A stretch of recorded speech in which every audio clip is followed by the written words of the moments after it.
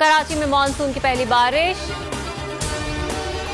गडाफ और गुलशन मेहमान पर गरज चमक के साथ तेज बारिश। North Karachi, new Nazimabad, north Nazimabad और नाजिमाबाद में रिमझिम। सोहराबकोट मवेशी मंडी में इंतजामात की कलई खुल गई। बारिश का पानी जमा हो गया। शहर में आज अच्छी बारिश मुतवक्के है। स्पेल रातें तक जारी रह सकता है। ठट्टा के साहिली इलाकों में मूसलाधार बारिश।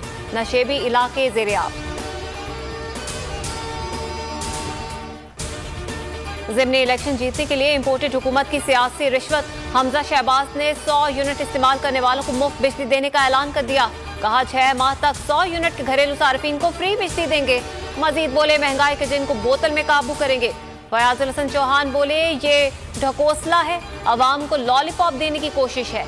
एक बल्ब और पंखा भी चलाएं तो 100 यूनिट से ऊपर चला जाता है। पंजाब ज़िमनी इंतखाब का महाज। इमरान खान ने कमर कस ली। 17 से ज़ायद जलसों से खिताब करेंगे।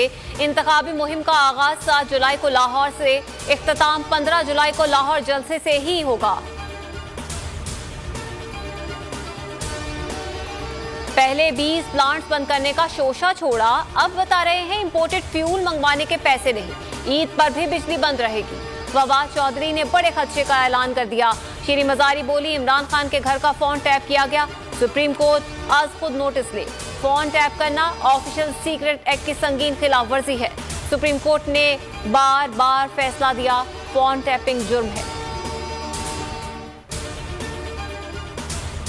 कराची वालों को बिजली का बड़ा झटका। 9 रुपए 42 पैसे फी यूनिट इजाफे की मंजूरी। इजाफा मई की माहाना फ्यूल एडजस्टमेंट की मद में किया गया। नेपरा ने सवाल किया कि इलेक्ट्रिक की सस्ती बिजली ना लेने की मंतक समझ नहीं आई। सस्ता फ्यूल इसलिए इस्तेमाल नहीं किया कि उसे मुस्तकबिल में चलाएंगे। ये क्या लॉजिक है? सब्सक्राइब करें और बेल दबाएं ताकि कोई खबर रह न जाए।